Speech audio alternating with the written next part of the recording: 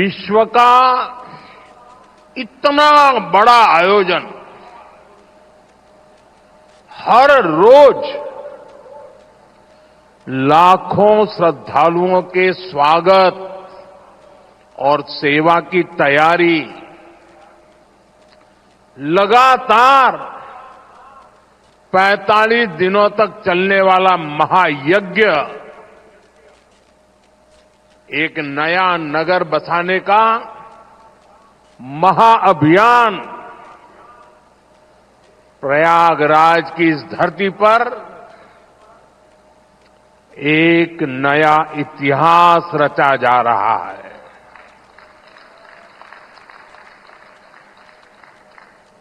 अगले साल महाकुंभ का आयोजन देश की सांस्कृतिक आध्यात्मिक पहचान को नए शिखर पर स्थापित करेगा और मैं तो बड़े विश्वास के साथ कहता हूं, बड़ी श्रद्धा के साथ कहता हूं, अगर मुझे इस महाकुंभ का वर्णन एक वाक्य में करना हो तो मैं कहूंगा, ये एकता का ऐसा महायज्ञ होगा जिसकी चर्चा पूरी दुनिया में होगी।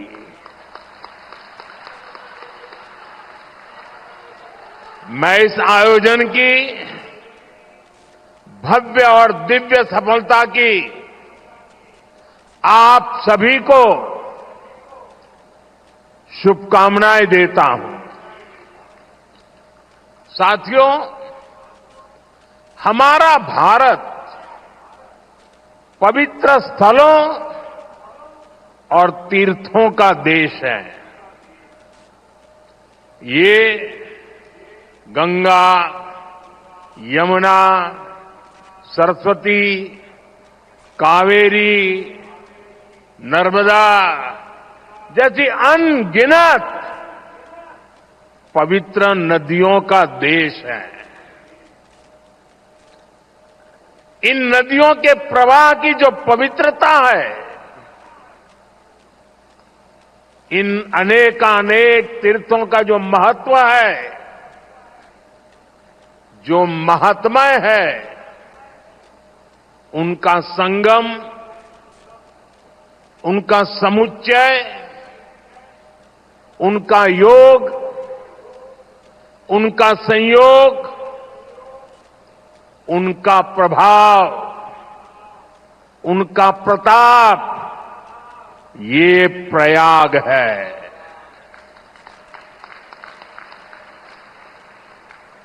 ये केवल 3 पवित्र नदियों का ही संगम नहीं है। प्रयाग के बारे में कहा गया है, माघ मकरगत रवि जब होई, तीरथ पति ही आव सब कोई। अर्थात जब सूर्य मकर में प्रवेश करते हैं, सभी दैवीय शक्तियां, सभी तीर्थ, सभी ऋषि, महर्षि, मनीषी प्रयाग में आ जाते हैं। ये वो स्थान है जिसके प्रभाव के बिना पुराण पूरे नहीं होते। प्रयागराज वो स्थान है जिसकी प्रशंसा वेद की ऋचाओं ने की है। भाइयों बहनों, प्रयाग वो है जहां पग पग पर पवित्र स्थान है, जहां पग पग पर पुण्य क्षेत्र है। त्रिवेणीम माधवम सोमम भरद्वाजम च वासुकिम वंदे अक्षयवटम शेषम प्रयागम तीर्थनायकम। अर्थात त्रिवेणी का त्रिकाल प्रभाव, वेणी माधम की महिमा,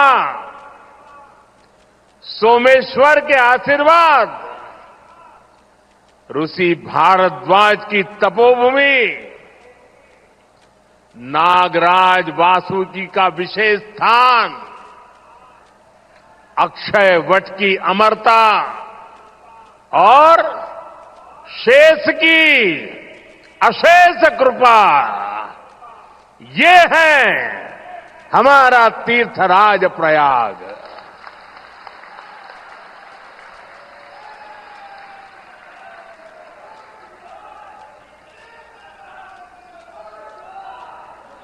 तीर्थराज प्रयाग यानी चारी पदारथ भरा भंडारू,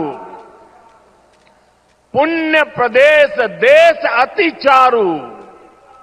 अर्थात जहां धर्म, अर्थ, काम, मोक्ष चारों पदार्थ सुलभ है, वो प्रयाग है। प्रयागराज केवल एक भौगोलिक भूखंड नहीं है, ये एक आध्यात्मिक अनुभव क्षेत्र है।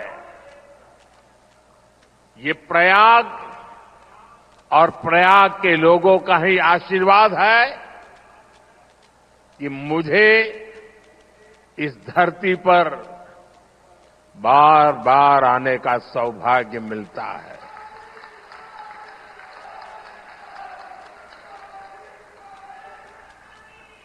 पिछले कुंभ में भी मुझे संगम में स्नान करने का सौभाग्य मिला था और आज इस कुंभ के आरंभ से पहले मैं एक बार फिर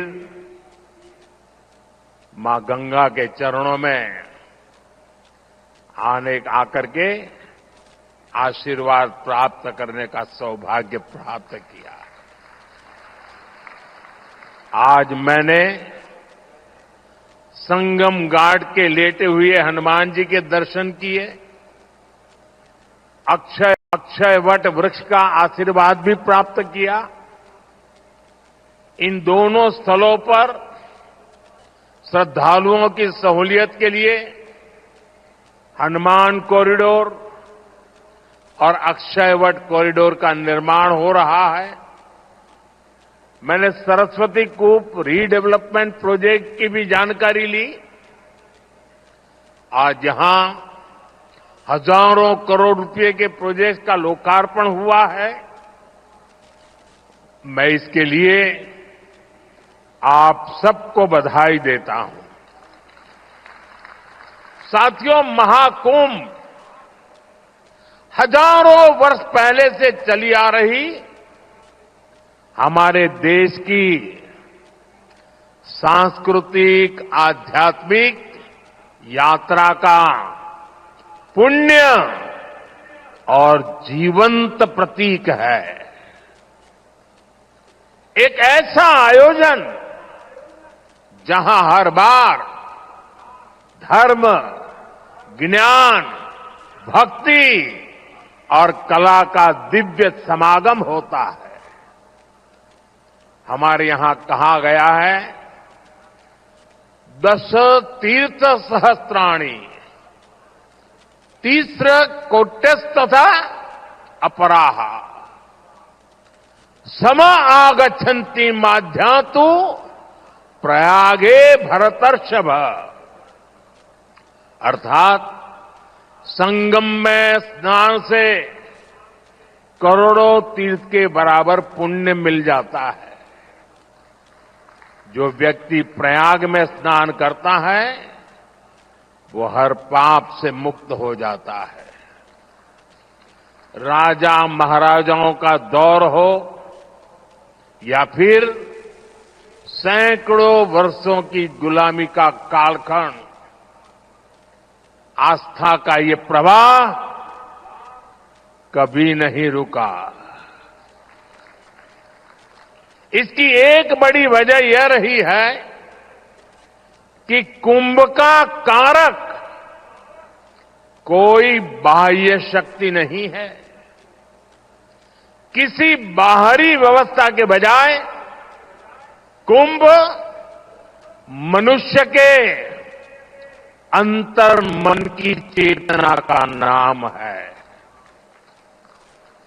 ये चेतना स्वतः जागृत होती है। यही चेतना भारत के कोने कोने से लोगों को संगम के तट तक खींच लाती है। गांव, कस्बों, शहरों से लोग प्रयागराज की ओर निकल पड़ते हैं। सामूहिकता की ऐसी शक्ति, ऐसा समागम शायद ही कहीं और देखने को मिले। यहां आकर संत महंत, ऋषि मुनि, ज्ञानी विद्वान, सामान्य मानवी सब एक हो जाते हैं। सब एक साथ त्रिवेणी में डुबकी लगाते हैं। यहां जातियों का भेद खत्म हो जाता है, संप्रदायों का टकराव मिट जाता है। करोड़ों लोग एक ध्येय, एक विचार से जुड़ जाते हैं। इस बार भी महाकुंभ के दौरान यहां अलग अलग राज्यों से करोड़ों लोग जुटेंगे।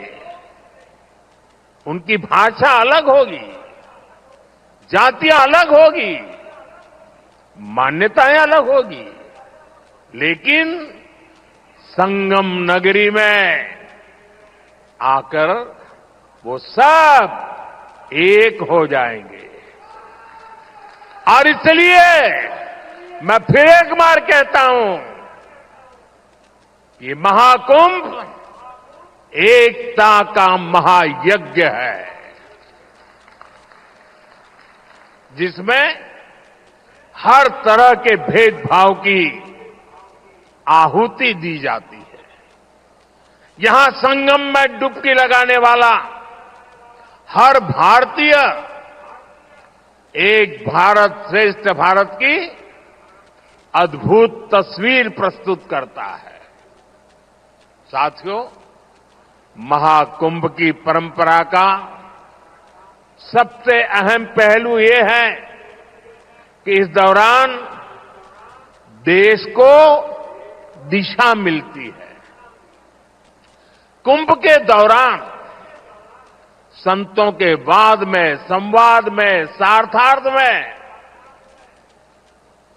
शास्त्रार्थ के अंदर देश के सामने मौजूद अहम विषयों पर, देश के सामने मौजूद चुनौतियों पर व्यापक चर्चा होती है। और फिर संत जन मिलकर राष्ट्र के विचारों को एक नई ऊर्जा देते थे, नई राह भी दिखाते थे। संत महात्माओं ने देश से जुड़े कई महत्वपूर्ण निर्णय कुंभ जैसे आयोजन स्थल पर ही लिए हैं। जब संचार के आधुनिक माध्यम नहीं थे, तब कुंभ जैसे आयोजनों ने बड़े सामाजिक परिवर्तनों का आधार तैयार किया था। कुंभ में संत और ज्ञानी लोग मिलकर समाज के सुख दुख की चर्चा करते थे, वर्तमान और भविष्य को लेकर चिंतन करते थे। आज भी कुंभ जैसे बड़े आयोजनों का महात्म्य वैसा ही है। ऐसे आयोजनों से देश के कोने कोने में समाज में सकारात्मक संदेश जाता है। राष्ट्र चिंतन की ये धारा निरंतर प्रवाहित होती है। इस आयोजन के नाम अलग अलग होते हैं, पड़ाव अलग अलग होते हैं, मार्ग अलग अलग होते हैं, लेकिन यात्री एक होते हैं, मकसद एक होता है।